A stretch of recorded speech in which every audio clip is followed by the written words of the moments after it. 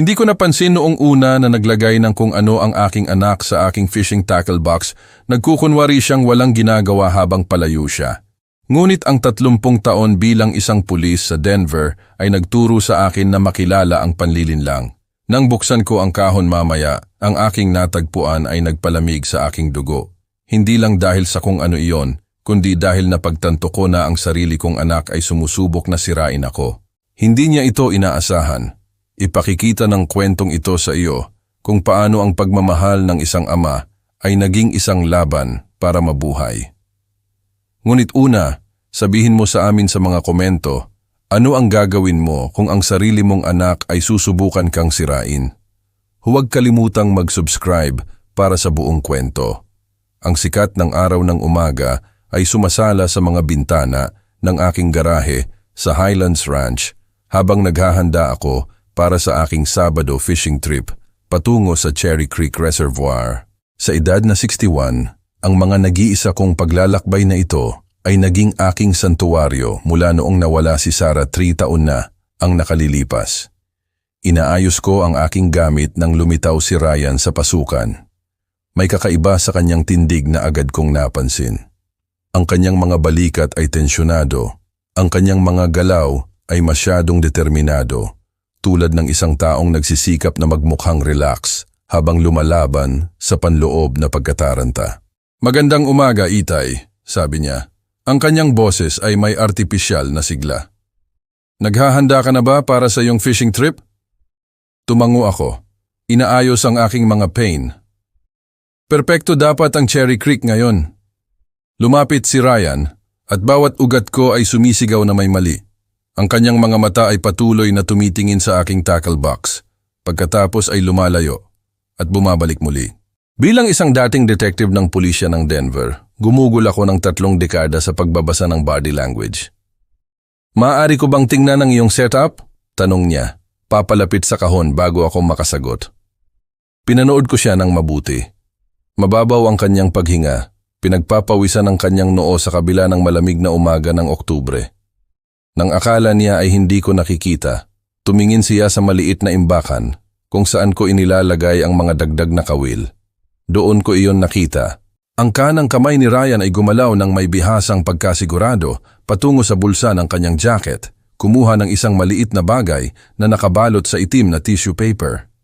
Ang galaw ay napakabilis, napakatago na kung hindi ko ito pinapanood ng may sanay na mga mata, maaari ko itong na-miss ng lubusan. Inilagay niya ang bagay sa pinakamalalim na bahagi ng tackle box. Inilalagay ito sa pagitan ng aking mga spoon lure at mga lead weight. Ang buong sequence ay tumagal ng wala pang 10 segundo, ngunit parang nanonood ng isang slow-motion crime na nagaganap sa sarili kong garahe. Bumibilis ang tibok ng aking puso, ngunit pinilit ko ang aking sarili na manatiling kalmado. Patuloy na inaayos ang aking fishing line na parang walang nangyari. Umatras si Ryan, pinupunasan ang kanyang mga kamay sa kanyang maong sa 1 kilos na parang mas para sa pagtatanggal ng ebidensya kaysa sa paglilinis ng mga ito. "Well, dapat ko nang iwanan ka na para tapusin mo," sabi niya papalabas na papunta sa pinto. "Magkaroon ka ng magandang araw, Itay. Makahuli ka ng malalaki." Pinanood ko siyang mawala sa loob ng bahay. Ang kanyang mga yapak ay umaalingaw-ngaw pataas sa hagdan. Naging tahimik ang garahe maliban sa malayong ingay ng trapiko at ang aking mabigat na paghinga.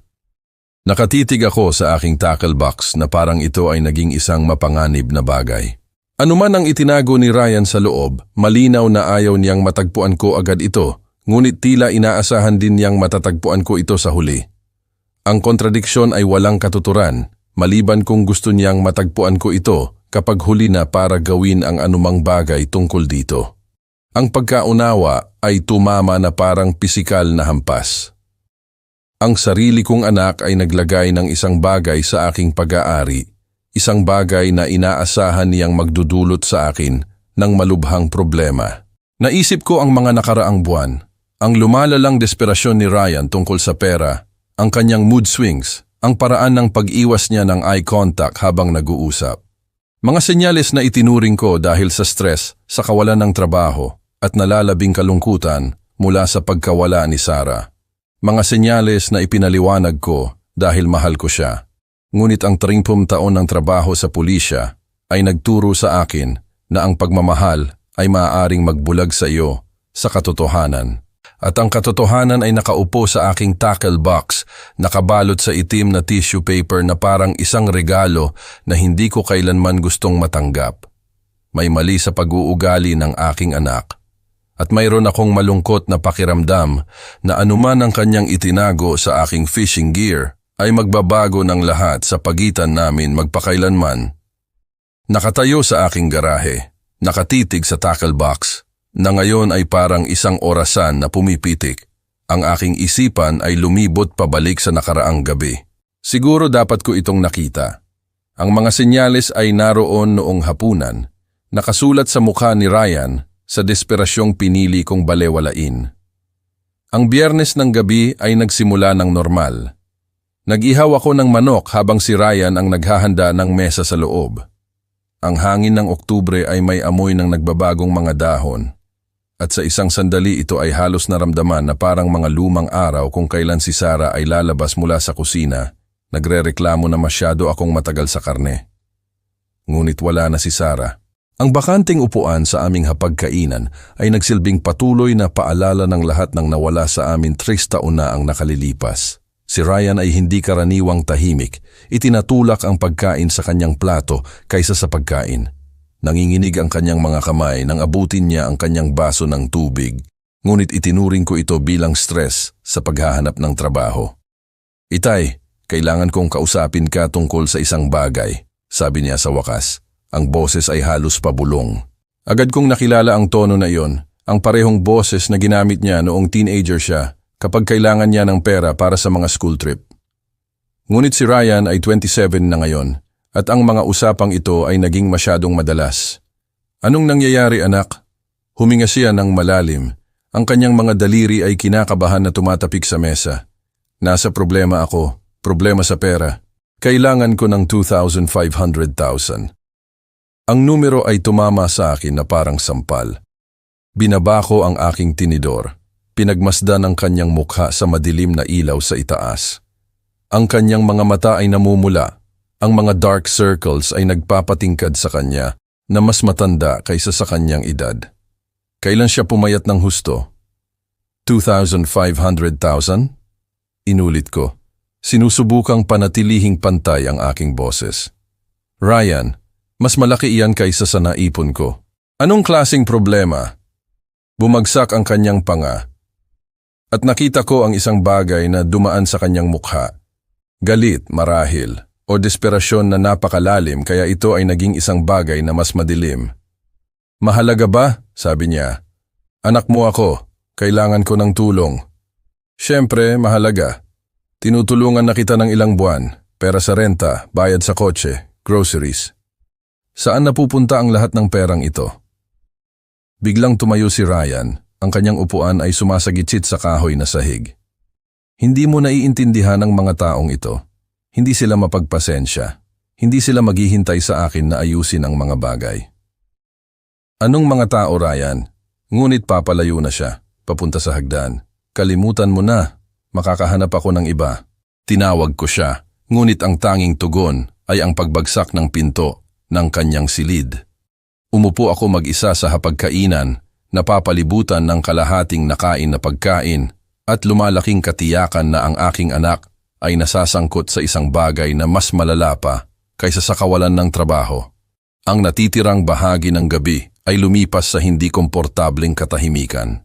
Naglinis ako ng mga pinggan, nanood ng balita, ginawa ang aking normal na routine habang si Ryan ay nanatiling nakakulong sa kanyang silid. Naririnig ko siyang naglalakad sa itaas ko, paminsan-minsan ay nakikipag-usap sa telepono sa mahina, mapilit na tono. Ngayong nakatayo sa aking garahe 12 oras mamaya, ang mga mahinang tawag sa telepono na iyon ay nagkaroon ng masamang bagong kahulugan. Hindi naghahanap ng lehitimong tulong si Ryan kagabi. Sinusubukan niya ako, tinitingnan kung kusang loob kong ibibigay ang perang kailangan niya. Nang tumanggi ako, lumipat siya sa plano B. Anuman ang nakabalot sa itim na tissue paper sa aking tackle box ay ang insurance policy ni Ryan, ang kanyang paraan para makuha ang kailangan niya, anuman ang kapalit nito sa akin. Naisip ko si Sarah tungkol sa mga pangako ko sa kanyang deathbed na alagaan ang aming anak. Nawala siya nang wala ako, Thomas. Bulong niya. Pangako mo sa akin na magiging mapagpasensya ka sa kanya. Mapagpasensya. Naging mapagpasensya ako ng 3 taon habang si Ryan ay nalulubog sa addiction sa ilalim ng aking ilong. Mapagpasensya habang nauubos niya ang aking ipon sa walang katapusang mga emergency. Mapagpasensya habang siya ay nagbabago mula sa matamis na batang pinalaki ni Sarah tungo sa isang taong hindi ko nakilala. Ang mga luha na hindi ko iniluha mula noong libing ni Sarah ay nagdilig sa aking mga mata habang nakatitig ako sa fentanyl. Hindi na lang ito tungkol sa pera, ito ay tungkol sa kaligtasan, ang aking kaligtasan. Kung magtagumpay ang plano ni Ryan, aarestuhin ako para sa drug trafficking. Sa edad na 61, ang isang federal conviction ay mangangahulugan ng paggastos ng aking mga natitirang taon sa bilangguan habang si Ryan ay magmamana ng lahat ng pinagsikapan namin ni Sarah sa buong buhay namin. Ang batang tinuruan ko kung paano mangisda sa garaheng ito. Ang anak na minahal ko ng walang pasubali ay handang sirain ako para mailigtas ang sarili niya. Binalot ko muli ang fentanyl sa tissue paper nito. Ang aking mga kamay ay mas matatag na ngayon habang ang malamig na determinasyon ay pumalit sa pagkabigla. Akala ni Ryan ay naglalaro siya ng chess laban sa isang taong hindi alam ang mga patakaran. Ngunit nakalimutan niya na ang kanyang ama ay gumugol ng 30 taon sa pagiging isang hakbang sa unahan ng mga kriminal.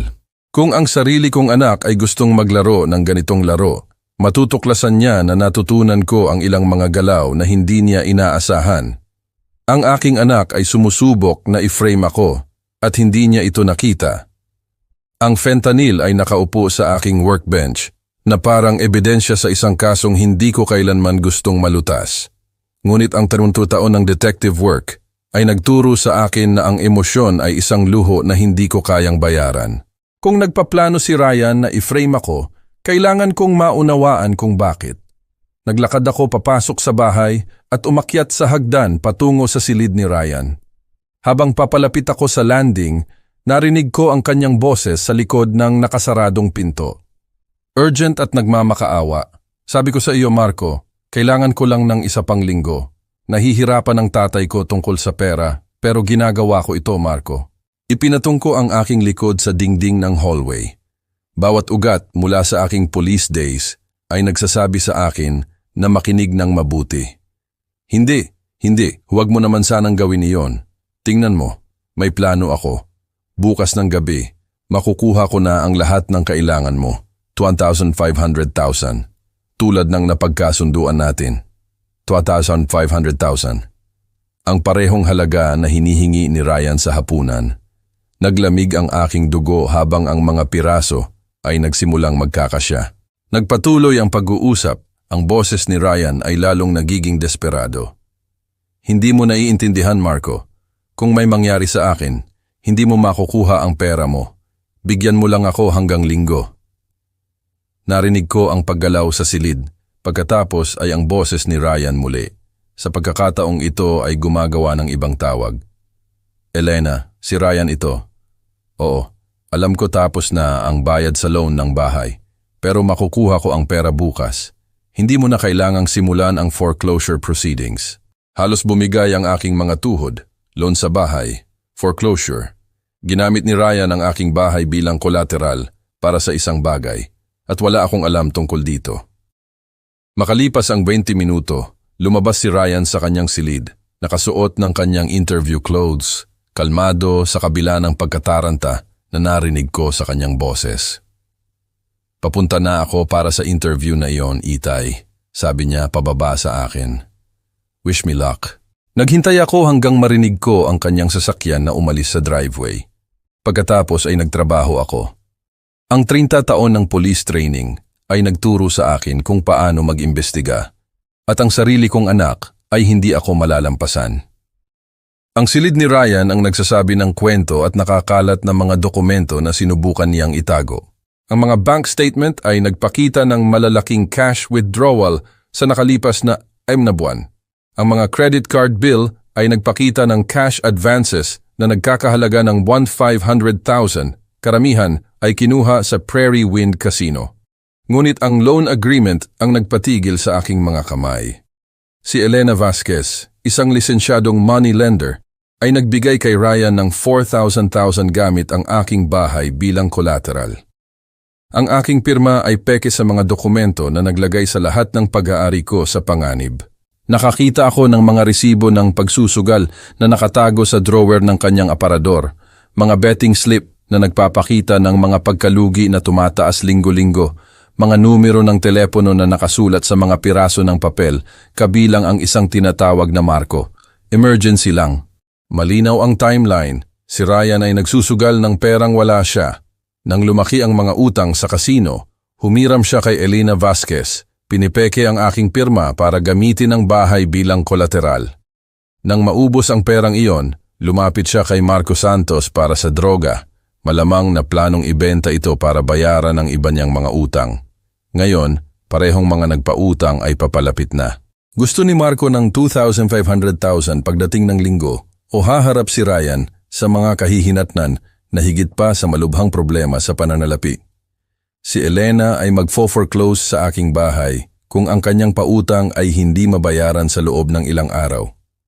At si Ryan, na nakulong sa pagitan ng dalawang mapanganib na tao, ay nagpasya na isakripisyo ang kanyang ama para iligtas ang sarili niya.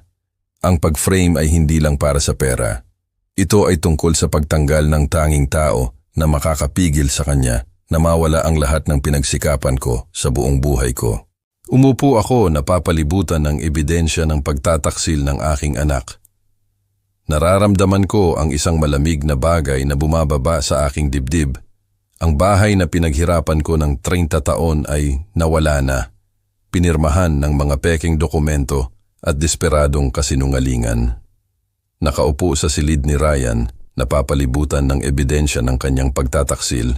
Naramdaman ko ang huling bakas ng damdamin ng pagiging ama na nawala. Hindi na ito tungkol sa pagtulong sa isang problemadong anak. Ito ay tungkol sa kaligtasan.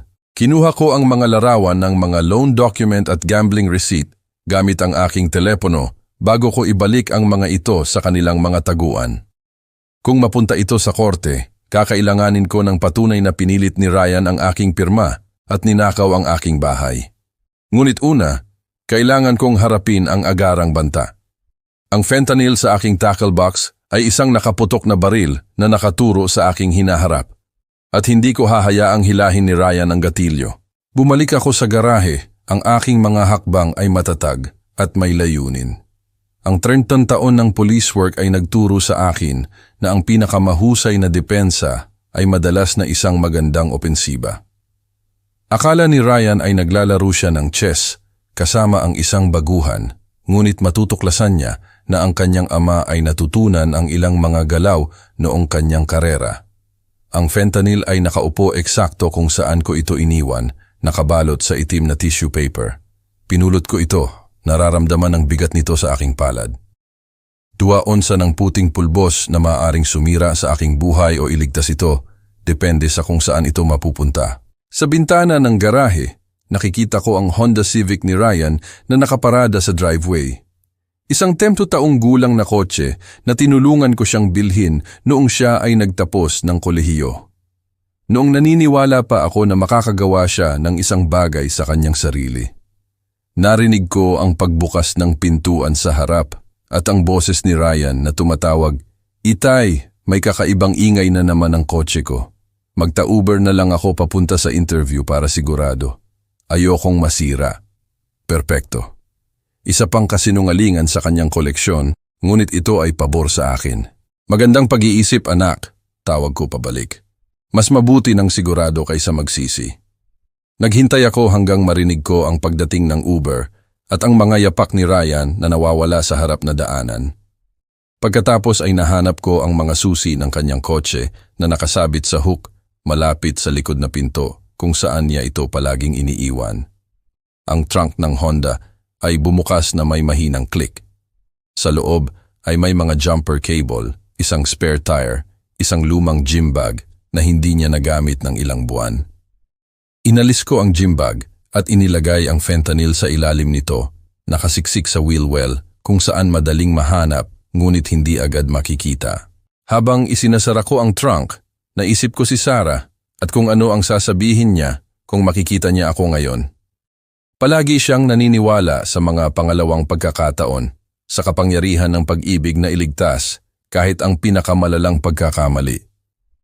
Ngunit hindi pa nahaharap si Sarah sa isang anak na handang sirain ang kanyang ama para iligtas ang sarili niya.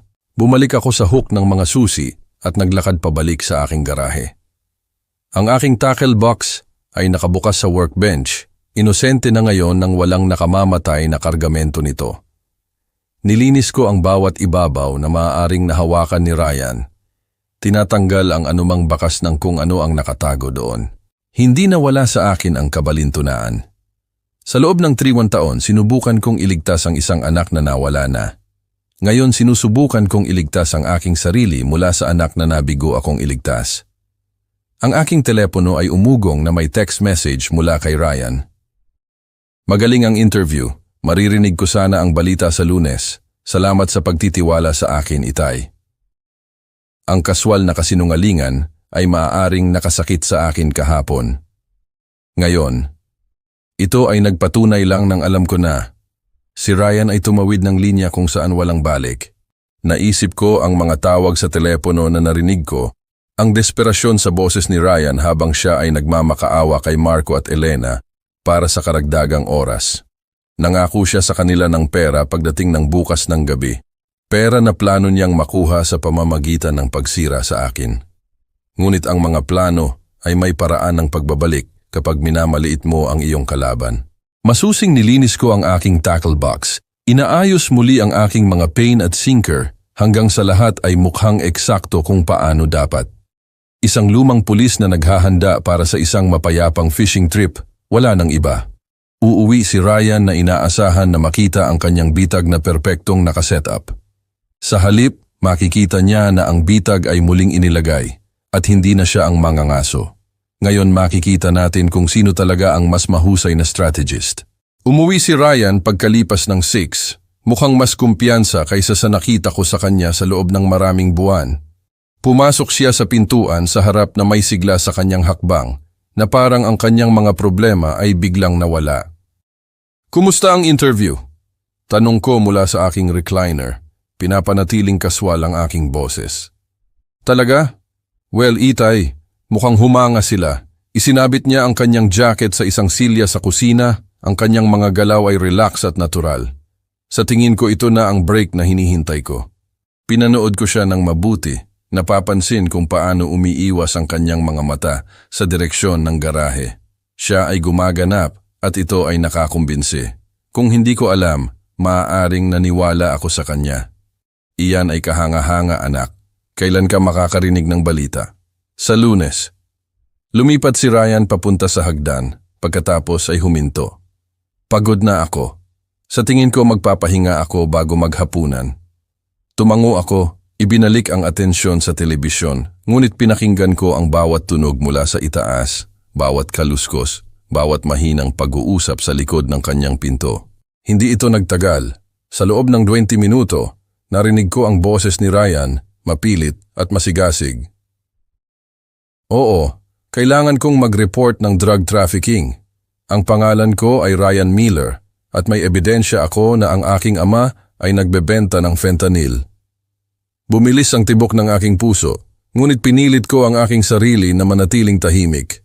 Ito na yon, ang sandali na inaasahan ni Ryan. Thomas Miller, 61 taong gulang. Nagtatago siya ng mga droga sa kanyang fishing tackle box. Nakita ko siya na may malaking dami ng fentanyl ngayong umaga. Naririnig ko ang kasiyahan sa kanyang boses. Ang kaginhawaan ng isang taong akala niya ay malulutas na ang kanyang mga problema. Binigay niya ang aming address. Inilarawan ang lokasyon ng tackle box kahit na nagbigay ng mga detalye tungkol sa aking mga di umano'y kasabwat. Oo, mananatili ako sa linya. Pakibilisan, natatakot ako na baka subukan niyang ilipat ang mga droga. Ang kabalintunaan ay maaaring nakakatawa, kung hindi ito kasing trahedya. Tama si Ryan sa pagkatakot na baka mailipat ang mga droga. Hindi lang niya alam na nailipat na ito. Narinig ko ang pagtatapos niya ng tawag. Pagkatapos ay agad na nag-dial ng isa pang numero. Marco, si Ryan ito. Oo, tapos na. Papunta na ang mga pulis para arestuhin ang tatay ko. Makukuha mo ang pera mo bukas. Pagkatapos ay pangatlong tawag. Elena, lahat ay ayon sa plano. Kapag naaresto na siya, magkakaroon ako ng access sa lahat. Mababayaran ang iyong utang ng buo. Umupo ako sa aking sala na nakikinig sa aking anak na nag-orkestra ng aking pagkasira ng may kriminal na kahusayan. Bahagi sa akin ang humanga sa kanyang pagiging masusi. Ang natitirang bahagi sa akin ay nakaramdam ng pagkasuklam. Makalipas ang 15 na minuto, nakita ko ang unang police car na pumasok sa aking driveway, sinundan ng 2 pang sasakyan at isang unmarked sedan. Sa pamamagitan ng bintana, nakilala ko si Detective Sara Rodriguez, ang aking dating kasamahan mula sa Denver Police. Bumaba si Ryan. Ang kanyang mukha ay isang maskara ng nag-aalalang inosente. Itay, may mga police car sa labas. Anong nangyayari? Ang kanyang pagganap ay perpekto. Kung hindi ko narinig ang kanyang mga tawag sa telepono, maaaring naniwala ako na totoo ang kanyang pagkalito. Tumunog ang doorbell, matalas at mapagkumbaba. Ito na iyon. Lumapit si Ryan sa pinto, ngunit nauna akong tumayo. Ako na ang kukuha, anak. Habang naglalakad ako patungo sa harap na pinto, nahuli ko ang refleksyon ni Ryan sa salamin sa hallway. Sa isang sandali lamang, kapag akala niya ay hindi ko tinitingnan, lumuwag ang kanyang maskara. Ang ekspresyon sa ilalim ay malamig, kalkulado, at ganap na walang pagsisisi. Malapit nang dumating ang mga ahente at ang aking anak ay walang ideya na ang kanyang perpektong plano ay biglang mabibigo. Binuksan ko ang harap na pinto upang makita si Detective Sara Rodriguez na nakatayo sa aking porch na papaligiran ng 2 DEA agent at tactical gear. Sa likuran niya, mas maraming opisyal ang nagsisecure sa perimeter ng aking ari-arian. Hello Thomas, sabi ni Sara. Ang kanyang boses ay profesional ngunit malungkot. Kailangan nating mag-usap. Siyempre, Sara, pumasok ka. Lumapit si Ryan. Ang kanyang mukha ay nagpapakita ng nag-aalalang pagkalito. Detective Rodriguez, ano ang ibig sabihin nito? Nasa problema ba ang tatay ko? Ang mga mata ni Sara ay gumalaw sa pagitan namin. Binabasa ang dynamics na may 20 taong karanasan. Nakanggap kami ng ulat tungkol sa drug trafficking sa address na ito. Meron kaming warrant para saluhin ang mga premises. Drug trafficking? Ang boses ni Ryan ay may perpektong pagkagulat. Imposible iyan. Hindi gagawin yan ng tatay ko. Ayos lang, anak, sabi ko ng mahinahon. Hayaan mo silang gawin ang kanilang trabaho. Lumapit ang lead DEA agent, isang matigas na lalaki sa kanyang 40s. Mr. Miller, may impormasyon kami na nagtatabi ka ng fentanyl sa iyong fishing tackle box. Nagliwanag ang mga mata ni Ryan sa nakakatulong na kooperasyon. Oh, iyan ay nasa garahe. Maipapakita ko sa iyo kung saan eksakto ito. Sinundan ko ang grupo papunta sa aking garahe. Pinapanood ang kumpiyansang paglakad ni Ryan. Siya ay napakasigurado ng tagumpay. Napakasigurado na ang kanyang plano ay perpektong nagaganap. Narito na! Itinuro ni Ryan ang aking tackle box. Gumagawa ang tatay kasama nito ngayong umaga. Mukhang talagang kinakabahan. Lumapit ang DEA agent ng may bihasang pag-iingat. Kumukuha ng litrato mula sa iba't ibang anggulo bago buksan ang mga clasp. Lumapit si Ryan, ang inaabangan ay nakikita sa bawat kilos. Binuksan ng ahente ang itaas na tray na nagpapakita ng aking organisadong koleksyon ng mga pain at sinker. Maingat niyang sinuri ang bawat kompartamento, tinatanggal ang mga bagay at sinusuri ito ng maingat. Wala. Tumingin ang ahente, ang pagkalito ay nagpapalubha sa kanyang mga ekspresyon. Mr. Miller, wala kaming nakikitang anumang controlled substances. Naging puti ang mukha ni Ryan. Imposible iyan. Nakita ko siyang naglagay ng isang bagay doon ngayong umaga. Tingnan mo ulit anak, sabi ko ng mahina. Ano ba talaga ang iniisip mong nakita mo? Nagsimulang masira ang composure ni Ryan. Merong nakabalot sa itim na tissue paper. Sigurado ako. Pinagmasdan ni Sarah Rodriguez si Ryan na may bagong interes. Mukha kang napakasigurado tungkol sa mga nilalaman ng tackle box ng iyong ama. Bakit? Ang bibig ni Ryan ay bumukas at nagsara na parang isda na nasa tubig. Sinusubukan ko lang tumulong. Akala ko may nakita akong kahina-hinala. Natapos ng lead agent ang pagsusuri sa tackle box. Wala dito. Palawakin ba natin ang search? Sandali, sabi ni Sarah, nakatuon ang kanyang detective instincts. Ryan, ikaw ang tumawag sa tip na ito, hindi ba? Namula ang mukha ni Ryan. Nag-aalalang mamamayan lang ako. Kung nagkamali ako, halika na, sabi ni Sarah. Ang tono ay hindi na magiliw. Halika na. Sa aking kotse, ang boses ni Ryan ay nabali. Bakit mo hahalughugin ang kotse ko? Ako ang nag-report nito. Ngunit ang mga ahente ay papalapit na sa Honda Civic. Sumunod si Ryan, ang kumpiyansang hakbang ay napalitan ng kinakabahang paglalakad. Bumukas ang trunk na may mahinang click. Inalis ng lead agent ang gym bag at spare tire. Pagkatapos ay huminto. Ang kanyang kamay ay lumabas na hawak ang isang malinaw na plastic baggie na puno ng puting pulbos na nakabalot sa pamilyar na itim na tissue paper. Ryan Miller, sabi ni Sarah, ang boses ay malamig na parang bakal. Inaaresto ka para sa possession ng fentanyl na may intensyong ipamahagi at pag-file ng maling police report. Ang mukha ni Ryan ay dumaan sa pagkagulat, pagkataranta, pagkatapos ay desperadong kalkulasyon. Ito ay isang setup. Ang tatay ko ang naglagay nito doon. Sinusubukan niya akong i-frame. Talaga? Tanong ni Sarah. Kung gayon, bakit mo kami tinawag para hanapin ang kanyang tackle box sa halip na ang iyong kotse? Habang ang mga posas ay nag-click sa paligid ng mga pulso ni Ryan, tiningnan niya ako na may purong galit. Ginawa mo ito. Inilipat mo iyon. Nakipagtagpo ako sa kanyang mga mata ng matatag. Anak, wala akong ideya kung ano ang pinag-uusapan mo. Ang ekspresyon ng pagkabigla sa mukha ng aking anak ay nagsabi ng lahat. Hindi niya kailanman inaasahan na ang kanyang ama ang magiging mas mahusay na strategist. Makalipas ang 3 linggo, umupo ako sa Denver County Courthouse. Pinapanood ang aking anak na humarap sa mga kahihinatnan ng kanyang mga pagpipilian. Si Ryan ay lumitaw na mas maliit sa kanyang orange jumpsuit. Ang kumpiyansa na nagpapakilala sa kanya ay ganap na natanggal. Inilatag ng federal prosecutor ang kaso ng may klinikal na pagiging tumpak doon sa ng fentanyl, street value 1,000, intensyon na ipamahagi, pag-file ng maling police report, pagsubok na i-frame ang isang miyembro ng pamilya.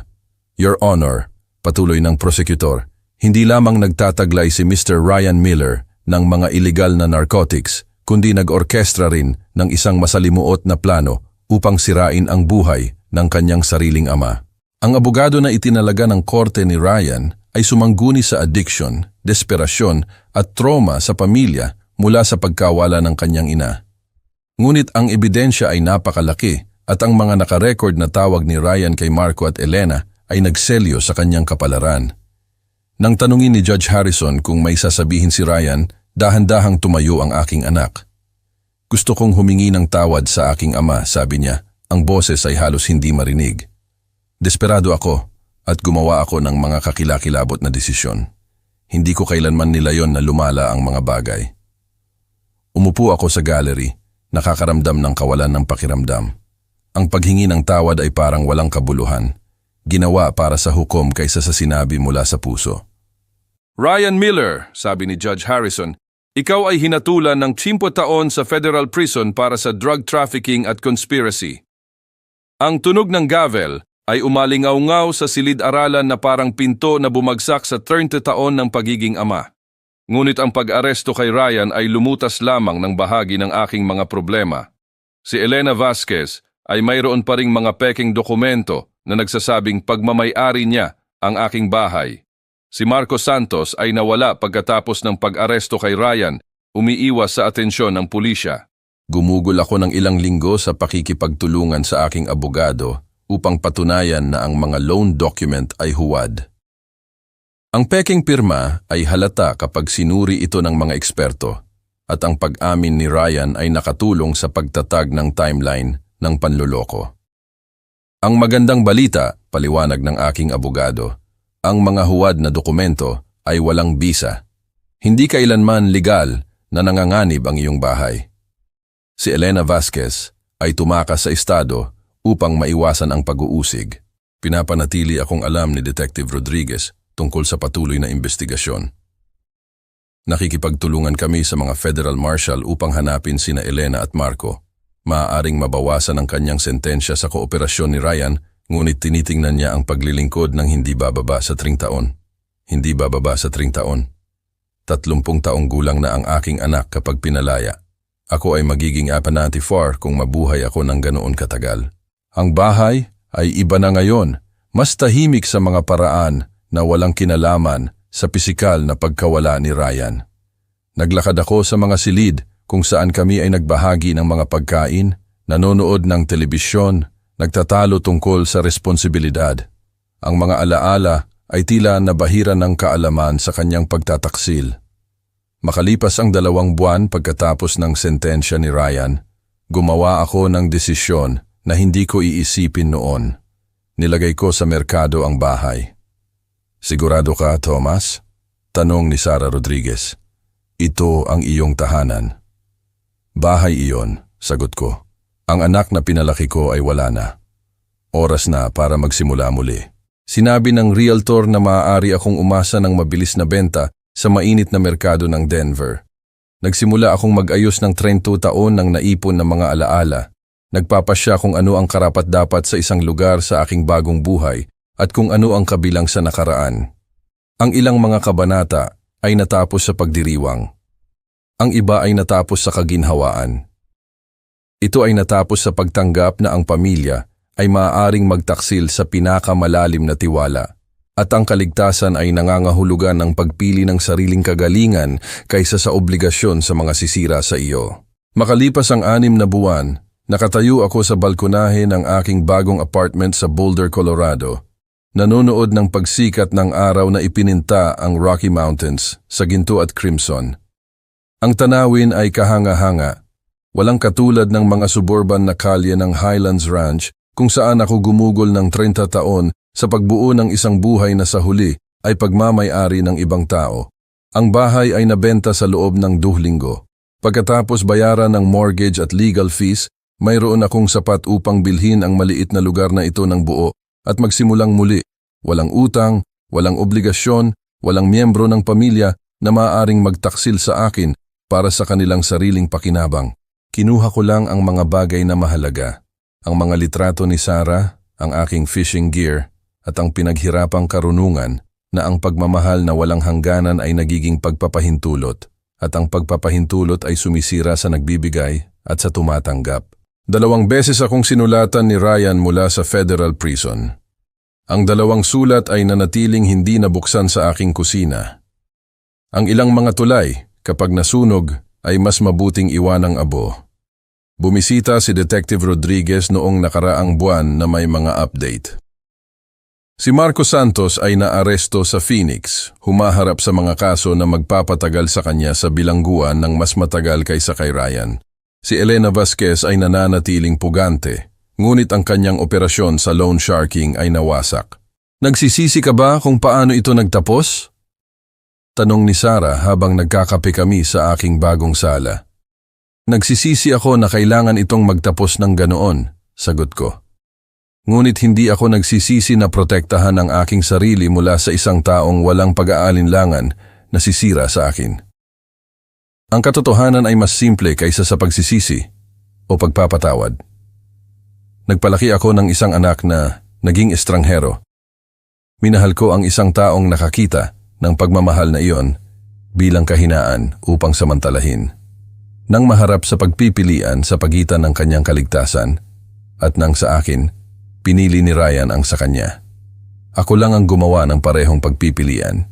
Ang aking tackle box ay nakatayo sa sulok, nilinis at inayos muli, naghihintay para sa mga weekend trip sa mga lawa sa bundok, kung saan ang tubig ay dumadaloy ng malinaw at ang mga isda ay hindi nagsisinungaling tungkol sa kanilang mga intensyon. Mga simpleng kasiyahan para sa isang taong natutong pahalagahan ang pagiging simple. Minsan ang mga taong pinakamalapit sa atin ay nagiging pinakamalaking banta sa ating kagalingan. Minsan ang pagprotekta sa iyong sarili ay nangangahulugang pagtanggap na ang pamilya ay maaaring maging kaaway. Minsan ang pinakamahirap na aral sa buhay ay ang pag-aaral kung kailan aalis sa mga mahal mo ng lubos. Sa paglalakbay ni Thomas, natuklasan natin na ang tunay na pagmamahal ay nangangailangan ng karunungan, hindi lamang sakripisyo. Ang mga kwento ng mga lolo sa buong kasaysayan ay nagtuturo sa atin na ang pagpapahintulot sa mapanirang pag-uugali ay hindi pagmamalasakit. Ito ay pakikipagsabwatan. Dinisenyo ng Diyos ang mga pamilya upang magbigay ng nutrisyon sa paglago, hindi upang magkanlong ng pagkasira. Kapag ang mga kwento ng pagtataksil ay naganap sa loob ng ating sariling mga tahanan, nahaharap tayo sa pinakamahirap na pagsubok ng pananampalataya.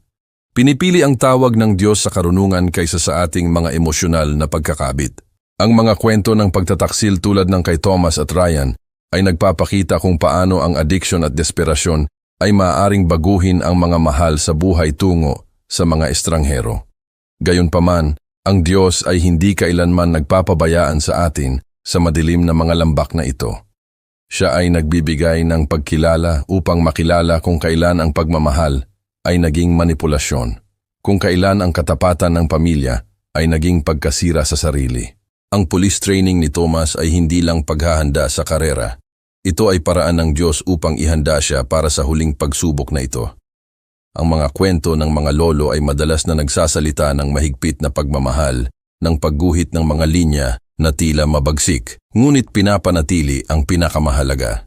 Kasama sa pagmamahal ng Diyos para sa atin ang pagtuturo sa atin na pahalagahan ang buhay na ibinigay niya sa atin ng sapat upang protektahan ito kahit mula sa pamilya. Kapag pinili ni Ryan ang fentanyl kaysa sa karakter, nang pinili niya ang panlilinlang kaysa sa katapatan, ang Diyos ay naglagay na sa loob ni Thomas ng lakas upang tumugon ng may hustisya sa halip na pagpapahintulot. Ang pinakamalalim na kwento ng mga lolo ay nagpapaalala sa atin na tinatawag tayo ng Diyos na maging mabuting tagapamahala ng ating sariling mga kaluluwa. Minsan ang kanyang pinakamalaking awa ay ang pagbibigay sa atin ng pahintulot na umalis sa mga susubok na hilahin tayo sa kanilang kadiliman. Kung ang kwentong ito ay nakatama sa iyong puso, mangyaring ibahagi ang iyong mga saloobin sa mga komento sa ibaba.